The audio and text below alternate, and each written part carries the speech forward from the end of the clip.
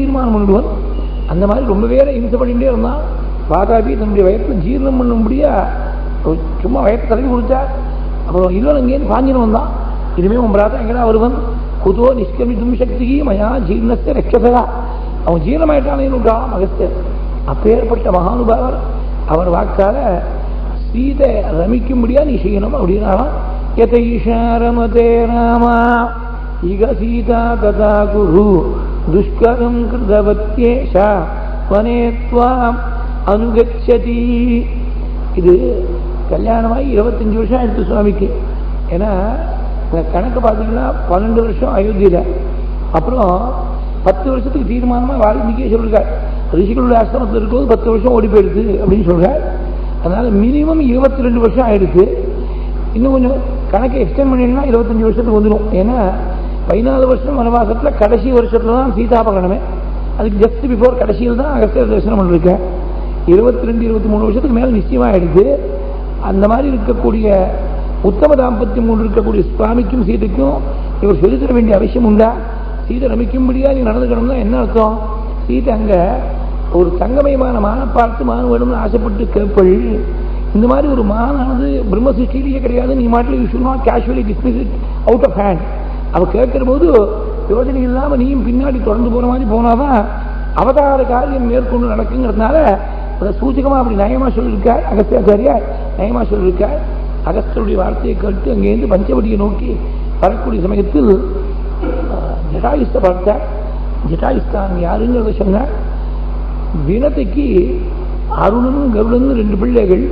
அந்த அருணனுடைய பிள்ளைகள்ல நான் தம்பி சம்பாதிச்சு மமாங்கிருதா, என்னுடைய அண்ணா சம்பாதி. துவபுத்ரோ வினதனயாஸ்து கருடஹா அருணயேவஜஹா தஸ்மாத் ஜாதோஹமருணாத் சம்பாதித்து மமாக்ரஜஹா. சம்பாதி என்னுடைய அண்ணா அப்படின்னு ஜடாயு சொல்லி உங்க அப்பாவுக்கு நான் ரொம்ப சகானாவா. அப்பாவுடைய சகான்னு தெரிஞ்சின்ற உடனே ரொம்ப சந்தோஷப்பட்டு சுவாமி சதம் பிதுசகம் புத்வா பூஜையாமாச ராகவஹா. அப்பாவுடைய சகான்னு தெரிஞ்ச உடனே ரொம்ப பூஜிச்சாலாம். ஜட்டாயுஸ் என்ன சொல்ற, கவலைப்படாதே ராமா, நீயும் லக்ஷ்மணும் இல்லாத பொழுது சீதையை நான் ரட்சிக்கிறேன். சீதாம் சதா தரிக்ஷிஷ்யே தொய்யாதே சலக்ஷ்மணே. தொய்யாதே சலக்ஷ்மணே ரொம்ப ப்ராஃபிட்டிக்கா சொல்லியிருக்கார் ஜட்டாயுஸ். வீக்ஷ பூயோ ஜட்டாயும் இருக்கு நாராயணியத்தில். மறுபடியும் ஜட்டாயுஸை பார்த்தாருன்னு இருக்கு. மறுபடியும் பார்த்தாருன்னா ராமாயணத்தில் இங்க முதல் முறை இங்கதான் சந்திப்பு சொல்லியிருக்கார். மறுபடியும் சொல்றதுக்கு அங்க இடமில்லை. வால்மீகி பார்த்ததுலாம் இடமில்லை. ஆனா பட்டத்திரி இப்படி சொல்லிருக்க. அதாவது இவர் கருடனுடைய அண்ணா பிள்ளை ஜட்டாயுஸ். கருடன் பகவானுக்கு ரொம்ப நாளா கைங்கரம் பண்ணிட்டு இருக்கிறதுனால சின்ன குழந்தையா இருக்கும் ஜட்டாயுசையும் சேர்ந்து பகவத் தரிசனத்துக்காக வைகுண்டத்தில் அழைச்சிட்டு போயிருப்பார் போது சித்தப்பா. அப்ப சின்ன குழந்தையா இருக்கிறபோது ஜட்டாயுஸை பார்த்த பிரபு இப்ப ராமாவதாரம் பண்ணி ஜட்டாயுஸ் ரொம்ப வயசான காலத்துல ஜட்டாயுஸை பார்க்கிற. அதனால வீக்ஷ பூயோ ஜட்டாயும் வைகுண்டத்தில் பார்த்த விஷயத்தை ஸ்மரணம் பண்ணும்படியா சொல்லியிருக்கார் பட்டத்திரி. வால்மீகி மகர்ஷியும் சந்திச்சாள்னு இருக்கு. அங்கேருந்து பஞ்சவடியில் வந்து சேர்ற. பஞ்சவடி கோதாவரி நதி தீரம். அழகான ஒரு பர்ணசாலையை லக்ஷ்மணன் அமைச்சார். அதை பார்த்த உடனே சுவாமி அப்படியே பூரிச்சு போயிட்டார். லக்ஷ்மணா நீ நான் 2 பேரும் சேர்ந்துதானே வசிஷ்டத்தில் போய் குருகுல வாசம் பண்ணோம். இந்த மாதிரி ஒரு ஆசிரமம் எப்படி அமைச்சே தெரியலையே. உன்னை பார்க்கிற போது எனக்கு அப்பாவை இழந்துட்டோங்கிற சோகமே தெரியல. அந்த குறையில்லாதபடி நீ இட்டு ஒப்பின்னு இருக்க.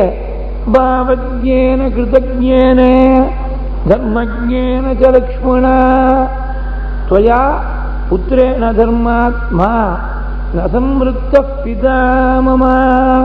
असंवृत्त पिता मम. இது 15வது சர்க்கம் ஆரண்யகாண்டத்தில் பரமசூக்கியமா இருந்தாங்க. மோதா கோதா தட்டாந்தே பரிரமதிபுரா பஞ்சவட்டியாம் வதூட்டியா. 34வது தசகத்திலேயே 4 இடத்துல பகவானுடைய சந்தோஷத்தை வர்ணிச்சிருக்கார் பட்டத்திரின்னு சொன்னேன். அது முதல் இடம்னா சுகமிக நிவசன் காந்தையா காந்தமூர்த்தே. 2வது இடம் அதிசுகம் அவசகா சித்திரகூட்டே கிரீந்திரே. 3வது இடம் தான் பஞ்சவடியில் கோதாவரி தீரத்தில். 4வது பம்பா தீரத்தில் ஆஞ்சநேயனை சந்திக்கிற பொழுது முதல்ல சரகு தீரம், அடுத்தது மந்தாகினி தீரம். ஏன்னா மந்தாகின்யாஸ்த தரிசனம் சொல்லியிருக்கார். சித்திரகூடத்தில் மந்தாகினியாஸ்த தரிசனம், கங்கை அங்கேயிருந்து பார்த்தா தெரியுதுன்னு சொல்றேன். சரிவு தீரம், மந்தாகினி தீரம், கோதாவரி தீரம், பம்பா தீரம், 4 நதிகளுடைய தீரத்துல. ஆனா முதல் 3 இடங்கள் சீதையோடு சேர்ந்து இருந்திருக்க. முதல்ல சுகமிக திவசன் காந்தையா பத்னியோடு சேர்ந்து இருந்தாங்கிறத ஒவ்வொரு இடத்தையும் பண்ணிருக்க. அதிசுகமவசகா சித்திரகூட்டியா கிரிந்து, அப்புறம் மோதா கோதா தட்டாந்தே பரிசமசிபுரா பஞ்சவட்டியாம் வதூட்டியா. வதூட்டின்னு சொன்னா பத்னின்னு அர்த்தம். 4வது இடம் பத்னி பக்கத்தில் இல்லை.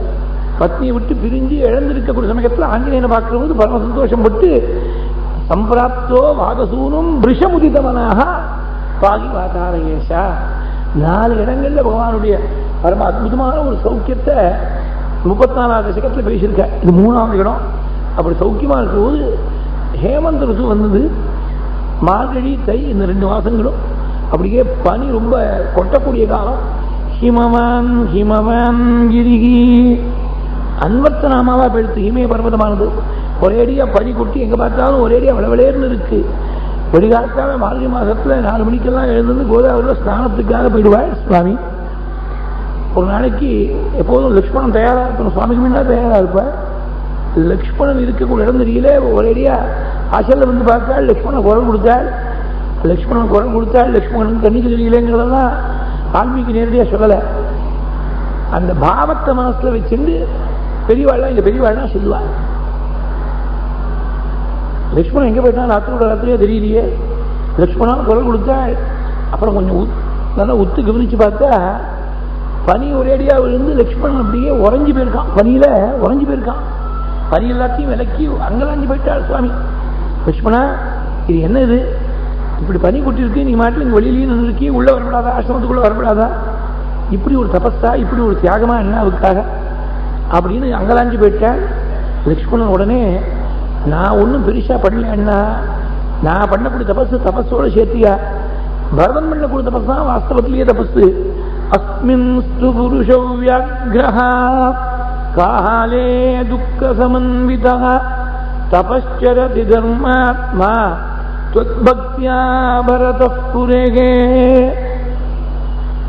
உங்கள்கிட்ட இருக்கக்கூடிய பக்தினால எங்கேயோ கண்காணாம நந்தி கிராமத்தில் உட்கார்ந்து தபஸ் பண்ணிட்டு இருக்க. சோபி வேதாம் இமாம் நூனம் அபிஷேகார்த்தமுத்யதா. பரதன் எல்லாத்தையும் சகல விதமான போகத்தையும் தியாகம் பண்ணி தெக்த்வா ராஜ்யஞ்ச மானஞ்ச போகாம்ச விவிதான் 2 இடத்துல சொல்ற. ஒருத்துல தெக்த்வா ராஜ்யஞ்ச போகம் தெக்த்வா ராஜ்யஞ்ச போகாம்ச விவிதான் ஒரு இடத்துல சொன்ன. இன்னொரு இடத்துல சொல்ற போது சந்தியஜ விவிதான் போகானு 2 இடத்துல சொல்றாள். 16 ஸ்லோகங்கள்ல 5-6 ஸ்லோகத்துக்குள்ள 2 முறை சொல்லிருக்க. சகல போகத்தையும் விட்டுட்டு தபஸ்வீனி யதாகாரஹ சேஹதே சீதே மகீதலேகே. ரொம்ப குறைச்சலா ஆகாரத்தை பண்ணிட்டு இந்த பனி கொட்டக்கூடிய ஐஸ் கட்டியா இருக்கக்கூடிய பூமியில போய் பூமியில விழுந்து கீழே கட்டாந்தல படுத்துக்கிறாள். வரதான் மார்கழி மாசத்துல முதல் கொண்டு பூமியில படுத்துக்கிற நினைச்சு பார்க்க முடியுமா? தபஸ்வீனி யதாகாரஹ சேஹதே சீதே மகீதலே சோபி வேதாம் இமாம் நூனம் அபிஷேகார்த்தமுத்யதா. காத்தால பாதுகைக்கு அபிஷேகம் பண்ணி வைக்கணுமேங்கிற ஒரே எண்ணத்தோட இந்த வடிகாலத்தால் 4 மணிக்கு எழுந்திருந்து பக்கத்துல சரையூல போய் ஸ்நானம் பண்ணுறதுக்காக கிளம்பி போயிட்டு இருப்பாளே வருதும். பிரகிருதி நித்யம் பிரயாதி சரையூம் நதிஹீம். ஒரு நாள் தவறாம போராளாம். சாதாரணமாக தனுமாசம் அனுஷ்டானமானது 1 நாள் 2 நாள் 4 நாள் நல்லா நடக்கும். அப்புறம் ஒரு 10 நாள் ஆகும்பொழுது அங்கேயிருந்து கொஞ்சம் ஒரு நாளைக்கு லேட் ஆகிடும். ஒரே வேகமாக விரட்டி அடித்து பூஜை பண்ண முடியாது இருக்கும். இன்னும் 4 நாள் ஆச்சுன்னா மனுஷ சரீரம் தானே ஒரு நாளைக்கு கொஞ்சம் நல்லாவே தூங்கி போயிடுவோம். தனுமாச பூஜையும் நடக்காது, ரெகுலர் பூஜை ஆட்டமாக ஆகிடும். அந்த மாதிரி 30 நாள் சேர்ந்து சஸ்டெயின் பண்ணுறதே வருஷத்தில் கஷ்டம். 14 வருஷம் ஒரு நாள் விடாம மிருத பிரகிருதி நித்தியம் பிரயாதி சரையூம் நதி. ஊர் ஜனங்களெல்லாம் பரதனோட கூட போராடலாம். இப்ப ஏற்பட்ட பரம தியாகசீலனா இருக்கக்கூடிய மகாத்மா இவன் ஸ்நானம் பண்ண தீர்த்தத்துல நாமும் ஸ்நானம் பண்ணோம்னு காத்திருந்து அவன் குளிச்சப்பறம் குளிக்கிறதுக்காக போறானாம். பிரயாதி சரையூம் நதீம் அத்யந்த சுக சம்ருத்தா சுகுமார சுகோஜிதா. கதன்னு அபரராத்ரேஷு சரையும் அபகாகதே. ரொம்ப செல்லமா வளர்க்கப்பட்ட குழந்தை பரதன். அவருக்கு இது மாதிரி எல்லாம் குழுவில் போய் தவிச்சு பழக்கம் கிடையாது. இந்த அபரராத்திரம்னு ராத்திரி 12லேருந்து காலத்தால் 4 மணி மட்டும் அபரராத்திரம்னு பேரு. இந்த அபரராத்திர காலத்தை விடிகாலத்தால் 3:45 மணிக்கும் 4 மணிக்கும் ஒரேடியா உறைஞ்சு கிடக்கக்கூடிய ஐஸை பிளந்துண்டு நதியில் உள்ள பிரவேசம் பண்ணி முங்கி ஸ்நானம் பண்றானே, இப்படிதான் அவகாகதே. சும்மா பக்கத்துல போய் ஏதோ சொம்புல தீர்த்தத்திலிருந்து தலையில் விட்டுக்கல, அவகாக ஸ்நானம் முங்கி ஸ்நானம் பண்றான். கதன்னு அபரராத்ரேஷு சரையும் அவகாகதே. அதிகமா பேச மாட்டான், ரொம்ப குறைச்சலா தேவைக்கு மாத்திரம் பேசக்கூடியவன். அதாவது அப்பேற்பட்ட பரதனை பார்த்து நான் அதிகமா அளவுக்கு மீறி பேசிவிட்டேனே அப்படிங்கிற தாபத்தோடு லக்ஷ்மணன் சொல்றார். சந்தியஜ்ய விவிதான் போகானி ஆஹாரியம் சர்வாத்மனாஸ்ருதா. பலவிதமான போகங்கள் எல்லாத்தையும் அடியோட மனசால தியாகம் பண்ணிவிட்டு ராமன் ஒத்தன் போரும் நமக்கு அண்ணா போரும்னு ஆஹாரியம் சர்வாத்மனாஸ்ருதா. மனசால வாக்கால சரீரத்தால சர்வகிரணங்களாலையும் உங்களையே ஆசிரிச்சிருக்க. இதுமேல் தனியா ஒரு சொர்க்கம் அடையணும் வருதுன்னு அவசியம் கிடையாது. இந்த லோகத்திலேயே சொர்க்கத்தில் அடைய வேண்டிய பரமக்ஷேமத்தை அடைஞ்சு விட்டான். ஏன்னா இப்படி ஒரு தியாகம் பண்ணதுனால ஜிதஸ்வர்கஸ்தவப்ராத்ரா பரதேன மகாத்மனா. உங்க பிராதான பரதனா சொல்ல முடியும். நான் அது மாதிரி சொல்லிக்கிறதுக்கு எனக்கு பாக்கியம் இல்லை. ஏன்னா அகம்தாவன் மகாராஜை பிதுத்துவம் நோபலட்சியன்னு சொல்லி அனுப்பிச்சுட்டேனே. பரதன் தசரதர் பிதா இல்லையே, நான் பிள்ளை இல்லைன்னு சொன்னப்பறம் பரதன் பிராதா நான் என்னமா கொண்டாட முடியும்? நீங்க தான் ஒரு நாளும் பரதன் பிரியம் மாறாமல் இருந்திருக்கு. உங்க பிராதா போலும் நீங்க எப்படி திருடப்படுத்த ஆளா இருக்கோ அது மாதிரி பரதனும் திருடப்படுத்தலாம் இருக்க. ஜிதஸ்வர்கஸ்தவப்ராத்ரா பரதேன மகாத்மனா வனஸ்தமபிதாபஸ்யே யஸ்வாம் அனுவிதீயதே. அண்ணாவை போல புள்ள இருக்கணும்னு எப்ப நினைப்பாள்னா, லௌகிகமான போகம். அண்ணா அமெரிக்கா கிளம்பி போயிட்டாருன்னா நமக்கு மாத்திரம் விசா கிடைக்கிறீன்னு கவலை போட்டு இருப்போம். இது உலகத்தில் போட்டிக்காவது போயிடணும்னு போய் நிற்போம். இது உலகத்தில் ரொம்ப சகஜம். அண்ணா இதுவே காத்தால 4 மணிக்கு எழுந்து 1000 காயத்ரி பண்ணிட்டோம், கம்மி பண்ணுவோம்னு சொல்லவே முடியாது. எனக்கா சேர்த்து அண்ணா பண்ணிட்டு இருக்கான்னு சொல்லுவோம். நல்ல விஷயத்துல போட்டி போடணும்னு தோணாது. லௌகிகமான விஷயத்துல மாத்திரம்தான் இந்த போட்டி மனோபாவம் இருக்கும். உலகத்துடைய நிகழ்ச்சி இப்படிதான். காட்டில் இருக்கக்கூடிய அண்ணாவை போல நாமும் துறவர தர்மத்தை அனுஷ்டிக்கணும்னு ஒரு தம்பிக்கு தோணுமா? பரதனை தவிர வேற ஒருத்தருக்கு தோணுமா? வனஸ்தம பிதாபஸ்யே யஸ்வாம் அனுவிதீயதே. வனஸ்தமபி அனுவிதீயதே தாபஸ்யே அபி அனுவிதீயதே. தபஸ்ல இருக்கக்கூடிய அந்த கோலத்திலையும் உங்களை பின்தொடர்ந்து இருக்காரு. சௌக்கியமா இருக்கிறது பின்தொடர்ந்து இருக்கிறது ஒன்றும் சிரமம் இல்லை. எங்க அண்ணா புதுசா சட்டம் வாங்கினா நானும் சட்டம் வாங்கினா, அவன் கார் வாங்கினா நானும் கார் வாங்கிக்கிறேன். இது என்ன பெரிய விஷயம்? இப்போ உலகத்துல எல்லாம் அப்படிதான் போட்டி இருக்கு. அண்ணா வீடு வாங்கிட்டோம், நானும் வீடு, அதை விட கொஞ்சம் பெரிய வீடா வாங்கணும் அப்படின்னு நினைக்கிறான். ஆனா தபஸ் பண்ணக்கூடிய விஷயத்துல உங்களோட பின்தொடர்ந்து இருக்கானே. வனஸ்தமபிதாபஸ்யே யஸ்வாம் அனுவிதீயதே நபித்யமனுவர்த்தந்தே மாஹாத்ரிகம் விபதாயிதி சாதோ லோக பிரபாதோயம் பரதேன அன்யதா கிருதா. உலகத்தில் ஒரு பழமொழி உண்டு, அப்பாவை பின்தொடர்ந்து பிறக்காது குழந்தைகள்லாம், அம்மாவை பின்தொடர்ந்து தான் இருக்கும். நபித்யம் அனுவர்த்தந்தே மாதிரிகம் த்விபதாயிதி. மனுஷாலாம் மாதாவை பின்தொடர்ந்து பிறப்பாள்னு ஒரு பழமொழி உண்டு. கியாத்தகா லோக பிரபாதகா அயம் பரதேன அந்நியராகிறதா. அது சத்தியம் இல்லையான்னு பண்ணி விட்டான்னு பரதம். ஏன்னா அவன் அம்மாவை பின்தொடர்ந்து பிறந்தா இப்படி ஒரு தியாகியா அவன் பிறந்திருக்க முடியாது. பர்த்தா தசரதோ யத்யாஹா சாதுஷ்ச பரதஸ்ருதஹா கதம் நுசம்பா கைகேயி சாஹாத்ரிஷி குருஹூரதர்ஷினி. மகா தர்மாத்மாவா இருக்கக்கூடிய தசரதையே பர்த்தாவா அடைஞ்சு, பரம உத்தமனா இருக்கக்கூடிய பரதனையே குழந்தை அடைஞ்சு, அந்த கைகேயி தாயாருக்கு ஏன் விபரீதமான ஒரு எண்ணம் தோணித்தோ அப்படின்னு ஒரு வார்த்தை தாதிருஷி குருதர்ஷினின்னு சொல்லிவிட்டார். இது பொறுக்கலையாம் சுவாமிக்கு. நிறுத்தினாள் லக்ஷ்மணனை கூப்பிட்டு. இத்தேவம் லக்ஷ்மணே வாக்கியம் ஸ்நேகாத் ப்ருவதி தார்மிகே பரிவாதம் ஜனன்யாஸ்தம் அசகன் ராகவோ பிரவீத்.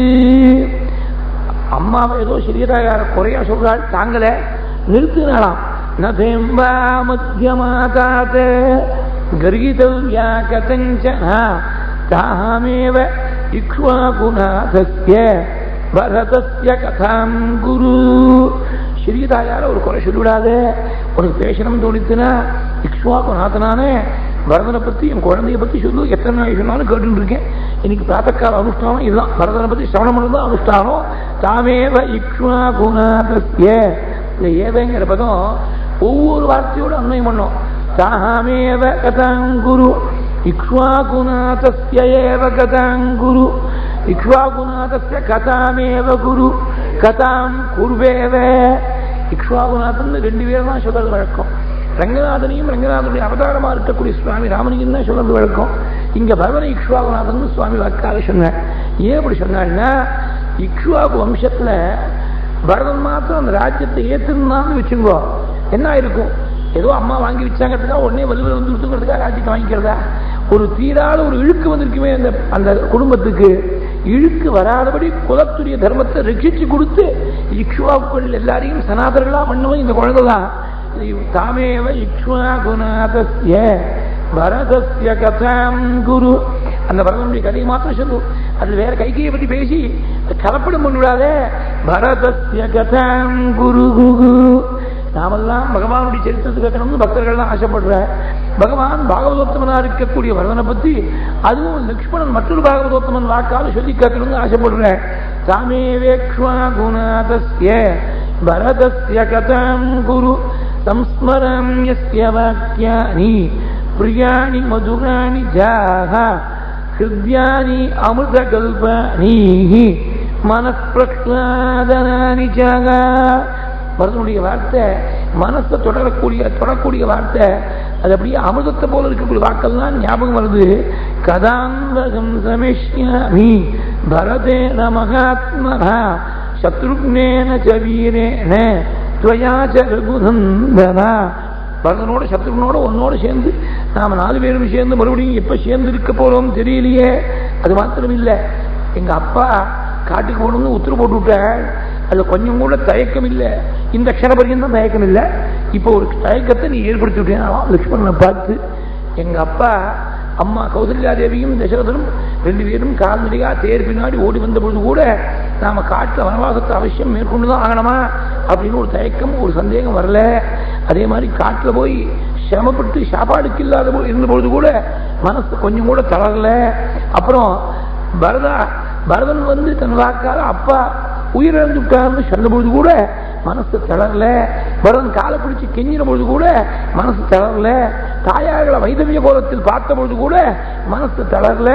ஆனா இன்னைக்கு என் குழந்தை பரதன் நான் காட்டுல இருக்கேங்கிறதுனால, நான் வனவாசத்தை அனுஷ்டிக்கிறேங்கிற காரணத்தால அவனும் அதே மாதிரி துல்லியமான விரதங்களை அனுஷ்டானம் பண்ணிட்டு பூமியில படுக்க, தலையில ஜட்ட, இடுப்புல மரவுரி, காயக்லேச தர்மம், வாக்கல ராமநாம, கண்ணில் கண்ணீர், ஹிருதயத்துல நெகிழ்ச்சி, சரீரத்துல ரோமாஞ்சம், இப்படி 14 வருஷம் விரதத்தை அனுஷ்டானம் பண்ணிருக்கான்னு என்னால அந்த குழந்தைக்கு இந்த கஷ்டம் வந்துட்டேன்னு கேட்கிற பொழுது சீக்கிரமா அயோத்திக்கு போயிட்டா தேவையில்லைன்னு தோணுறது.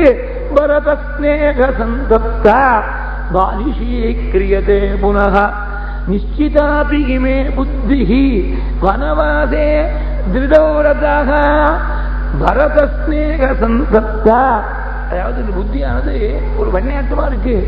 அந்த வெண்ணெய் உருக ஆரம்பிச்சு விட்டு பாலிஷீக்கிரியதே புனக, எப்படி உருகித்தினால உஷ்ணம் பண்ணணுமோனோ, எந்த உஷ்ணம் பட்டுதுன்னா பரதனுடைய பிரியம், பரதன் என் மேல வச்சிருக்கக்கூடிய பக்தியை பத்தி ஒன்றாக்கால கேட்கிற பொழுது பரத ஸ்நேக சந்தப்தா, சந்தப்தா சந்தப்தா ஸ்நேக சந்தப்தா பரத ஸ்நேக சந்தப்தா பாலிஷீக்கிரியதே புனக.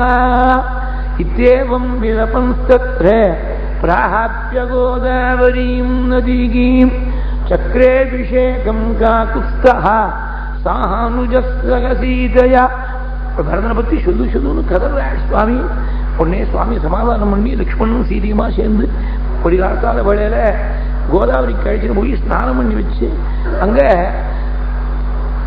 தேவதைகளுக்கு செய்ய வேண்டிய அர்க்கிய பிரதானாதிகள்லாம் செய்து சூரியன் உதிக்கிற மட்டும் ஜபம் பண்ணி உதிக்கக்கூடிய சூரியனுக்கு உபஸ்தானம் பண்ணாலும் ஸ்துவந்தி ஸ்மோதிதம் சூரியம் தேவதாஸ்ச சமாகிதாக தர்ப்பயித்வா அத சலிலைஹி தே பித்ருன் தெய்வதானி ச. தே பித்ருன் தெய்வதானி சான்னு இருக்கு. அதாவது அன்னைக்கு பித்ரு தினமோ என்னமோ தெரியாது, ஆனா பித்ரு தினமா இருந்தா கூட சந்தியாவன மாத்தியானம் பண்ணிவிட்டு தான் பித்ரு தினம் தர்ப்பணம் பண்ணணும். அப்ப சந்தியாவன மாத்தியானத்துல தேவதா ஆராதனை வந்து விடுறது.